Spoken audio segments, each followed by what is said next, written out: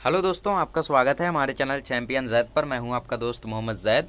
और दोस्तों, आज मैं आपको बताने वाला हूं कि हिंदी में किस तरीके से ऐसा पत्र लिख दें कि आपको 5 में से 4.5 5 मार्क्स ऐसा मिल जाए। जी हाँ दोस्तों, हिंदी के पत्र लेखन में 5 मार्क्स लाना पॉसिबल है। ठीक है, हालांकि जो इंग्लिश है, मराठी, उसमें थोड़ा डिफ़िकल्टी हो जाती है, बट हिंदी की राइटिंग स्किल में आपको हर एक राइटिंग स्किल में प्रॉपरली आप आउट ऑफ, वरना आउट ऑफ से हाफ मार्क्स कम स्कोर कर सकते हो। और आउट ऑफ से हाफ मार्क्स का मतलब आउट ऑफ ही होता है। तो कथा लेखन की बात करें, विज्ञापन लेखन की बात करें, वृत्तांत लेखन, पत्र लेखन, गद्याकलन, हर एक में आप 5 में से 4.5 5 4.5 4 ऐसा स्कोर कर सकते हो। बट ऐसा भी नहीं है कि कैसा भी लिख के आ जाओ तो मिल जाएगा। ठीक है, तो हिंदी का पत्र लेखन का प्रारूप और साथ ही में उसका एक नमूना पत्र मैं आपको आज दिखाने वाला हूँ। प्रारूप मतलब उसका फॉर्मेट बताऊंगा मैं कि कहाँ पे लाइन छोड़ना है, कहाँ पे लाइन नहीं छोड़ना है, कौन सी सावधानियाँ बरतनी है, किन बातों का ध्यान रखना है, ये सब मैं आज आपको बताने वाला हूँ। तो पत्र 2 प्रकार के होते हैं, हर किसी को पता है।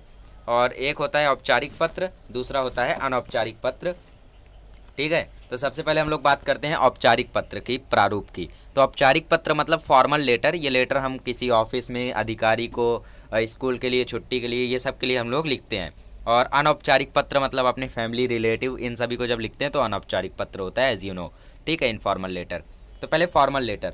फॉर्मल लेटर में पहले आएगा आपका दिनांक, फिर आप लिखेंगे सेवा में, फिर प्राप्तकर्ता मतलब रिसीवर, जो जिसको भी आप लिख रहे हो उसका एड्रेस। एड्रेस 3 लाइन में होना चाहिए, 3 नहीं तो 2। ठीक है, 2 से 3 लाइन में, 3 लाइन मैक्सिमम। और फिर उसके बाद आप लिखेंगे विषय, और विषय लिखने के बाद उसको करेंगे अंडरलाइन पेंसिल से। Okay, and after that you will leave 1 line, एक लाइन आप छोड़ेंगे और फिर लिखेंगे माननीय महोदय। फिर आप देंगे एक स्वल्प विराम, कॉमा, और फिर उसके बाद आप अपना पूरा लेटर लिखेंगे। एक बातों का ध्यान रखना है कि जब भी आप औपचारिक पत्र लिखें तो औपचारिक पत्र लिखते समय 2 पैराग्राफ मोर देन इनफ होता है। 2 पैराग्राफ से ज़्यादा आप मत लिखिए, क्योंकि इसमें ज़्यादा से ज़्यादा फॉर्मेट, प्रारूप पर ध्यान दिया जाता है कि बच्चे ने फॉर्मेट सही से लिखा है या नहीं, राइटिंग समझ में आ रही है या फिर नहीं। वो इस पर ध्यान नहीं देते कि पैरा कितना बड़ा लिखा है। तो ज़्यादा लंबा मत करना, मैक्सिमम 3 करना, 2 रखना नॉर्मली। ठीक है, और लास्ट में लिखना कष्ट के लिए क्षमा प्रार्थी हूँ, क्योंकि आपने उनका टाइम वेस्ट किया, आपने लेटर लिखा, वो परेशान हुए लेटर पढ़ पढ़ के। तो लास्ट में लिखना कष्ट के लिए क्षमा प्रार्थी हूँ, एक लाइन छोड़ना, फिर लिखना धन्यवाद भवदीय। भवदीय के नीचे आप लिखेंगे अपना नाम, अपना पता 2 लाइन में, और फिर लास्ट में लिखेंगे ईमेल आईडी। अपनी ईमेल आईडी मत लिखना, वरना मॉडरेटर नहीं तो टीचर हैक कर लेगा। ठीक है, अपनी ईमेल आईडी मत लिखना, लिखना abc@xyz.com। ओके, वैसे ये भी सच्चाई है कि मैं अपनी ईमेल आईडी दे के आया था अपने पेपर में हिंदी के। चलो, एक मैंने यहाँ पे डाइजेस्ट से उठाया है एक एग्जाम्पल, नमूना पत्र। अरुण पाठक, महामंत्री, न्यू आवास विकास समिति, अरुण विला, नासिक से स्वास्थ्य अधिकारी, नगर निगम नासिक को आवास में पेयजल की समस्या संबंधी पत्र लिखता है। मतलब इसमें आपको ध्यान रखना है कि आपका नाम क्या है। आपका नाम है अरुण पाठक, ये आपका एड्रेस है। ठीक है, अरुण विला, नासिक तक आपका एड्रेस है। आप लेटर लिखेंगे स्वास्थ्य अधिकारी, हेल्थ मिनिस्टर को, जो कि नगर निगम नासिक का है। ठीक है, उनका एड्रेस। फिर आवास, आपके आवास में जो पेयजल है, पेयजल मतलब ड्रिंकिंग वाटर है, उसकी समस्या हुई है यहाँ पे। ठीक है, तो उसके लिए आप लोग उनको पत्र लिखते हैं कि समस्या को हल करें। ठीक है, तो आप पहले डालेंगे दिनांक 9 अगस्त 2020, और फिर यहाँ पे आप एक स्वल्प विराम डालना बिल्कुल ना भूलें। एंड आफ्टर दैट आप लिखेंगे सेवा में, जैसा मैंने बताया था। फिर उसके बाद उनका नाम, स्वास्थ्य अधिकारी हैं, बिजली अधिकारी हैं, जो भी हैं वो लिखेंगे। फिर नगर निगम, फिर नासिक, और पिन कोड डालना ज़रूर। और आप पिन कोड डालना तो बिल्कुल मत भूलिए। ठीक है, नहीं डालेंगे तो भी चलेगा, बट पिन कोड डालेंगे तो क्या होगा, थोड़ा सा भरा भरा सा रहता है। फिर एक लाइन छोड़ के आपको विषय लिखना है, विषय को अंडरलाइन करना है। और विषय ऐसा रहना चाहिए कि उस विषय से पूरा का पूरा पैराग्राफ में क्या लिखा है सब समझ में आ जाए। जैसे यहाँ पे लिखा है पेयजल की समस्या का हल। ठीक है, तो पेयजल की समस्या का हल यहाँ पे लिखा है। इवेंचुअली समस्या हल के बीच में कुछ नहीं है, तो आप का लगा दीजिएगा, थोड़ा सा प्रॉब्लम है। तो पेयजल मतलब ड्रिंकिंग वाटर का यहाँ पे समस्या का उन्हें हल चाहिए। आखिर पूरे पैराग्राफ में वही तो लिखा होगा, क्योंकि उनके पास इतने सारे लेटर्स जाते हैं कि उनके पास इतना टाइम नहीं होता कि पैराग्राफ पूरा पढ़ने बैठे। तो इसलिए वो विषय देखते हैं, जो भी समस्या रहती है उस पर वो कार्यवाही कर देते हैं।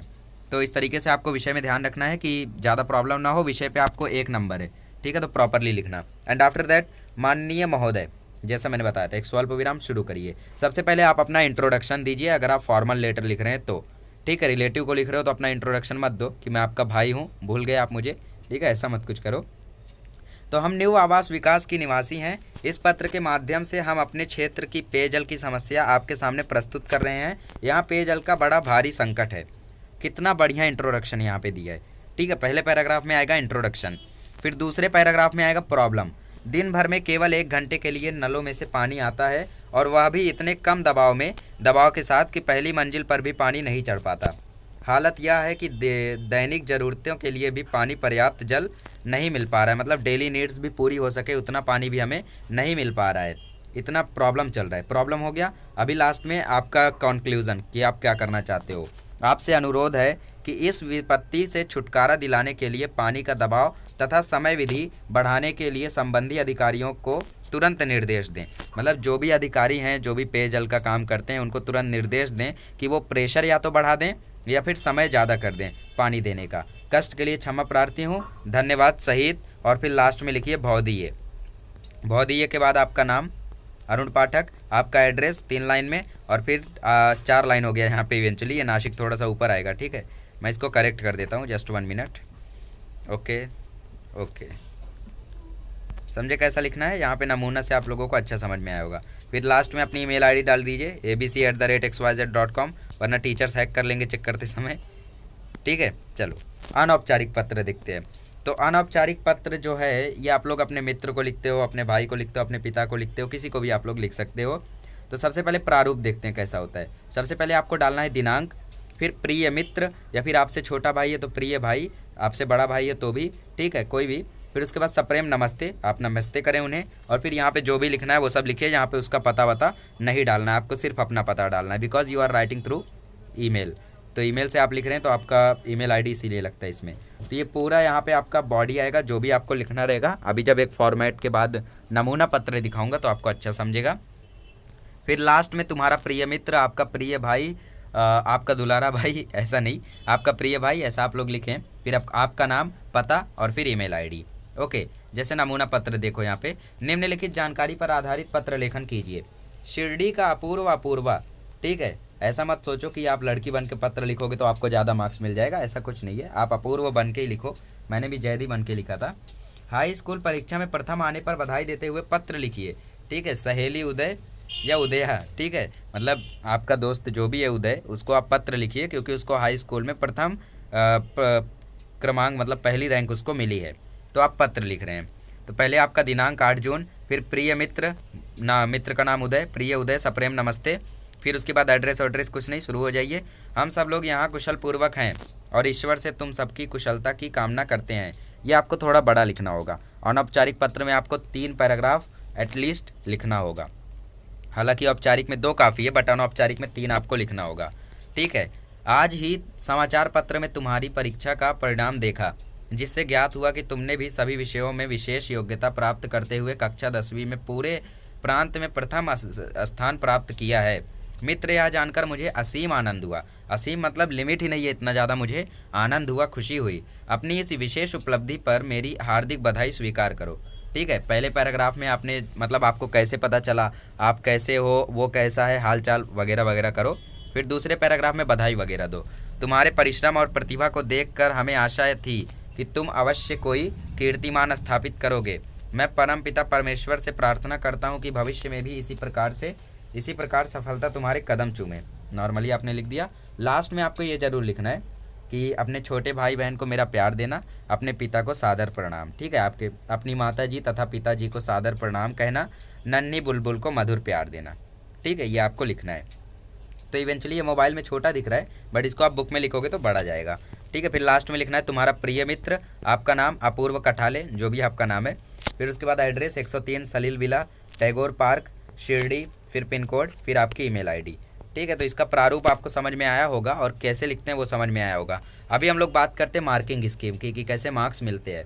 सबसे पहले देखो, आपका जो फॉर्मेट है, आपने डेट लिखा आधा मार्क्स मिलेगा, सेंड रिसीवर्स एड्रेस लिखा आधा मार्क्स मिलेगा, विषय लिखा 1 मार्क्स मिलेगा, यहाँ 2 मार्क्स हो गया। ठीक है, और फिर लास्ट में सैल्यूटेशन और इस पे यहाँ पे आप लोगों को धन्यवाद सहित यहाँ पे आधा मार्क्स, फिर ये सैल्यूटेशन पे आप लोगों को आधा मार्क्स होता है, 3 मार्क्स वहाँ हो गया। तो 2 मार्क्स सिर्फ आपका बॉडी पे होता है। ठीक है, तो यहाँ से 2 मार्क्स आप लोग इजीली हासिल कर सकते हो। 2 नहीं तो 1.5 इसमें से ले आओ और फिर वहाँ पे जो 2 मार्क्स है वहाँ से आप लोगों को 4.5 हो जाता है। मार्किंग स्कीम समझा?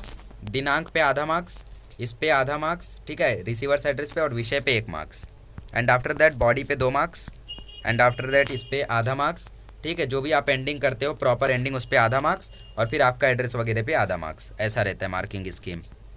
हम लोग बात करें अनौपचारिक पत्र की, तो इस पर आधा मार्क्स, बॉडी पे यहाँ पे 2.5 मार्क्स रहता है। ओके, ये 3 मार्क्स हो गया, और फिर बॉडी पे यहाँ पे 3 मार्क्स होता है इवेंचुअली। ठीक है, ये 3 हो गया आपका बॉडी पे, और फिर लास्ट में आप जैसा कंक्लूजन देते हो उस पर आधा मार्क्स, और फिर लास्ट में ये आपका एड्रेस पे 1 मार्क्स। ठीक है, 1.5, 3, 3.5, 4.5 हो गया, और आधा मार्क्स इस पे। समझा प्रॉपरली? एक बार फिर सुन लो अनौपचारिक पत्र का।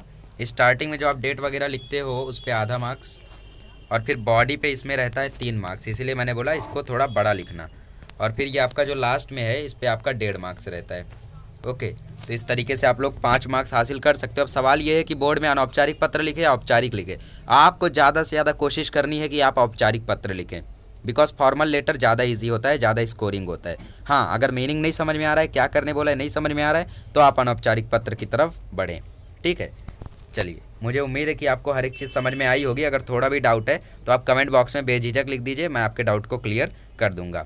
अगले लेक्चर में मिलेंगे तो हम लोग अगले लेक्चर में सीखेंगे कि गद्य आकलन प्रॉपरली कैसे करें, और अगर उसमें प्रश्न बनाने ना आए तो कौन से प्रश्न ऐसे हैं जो हर एक गद्य आकलन में काम आएंगे।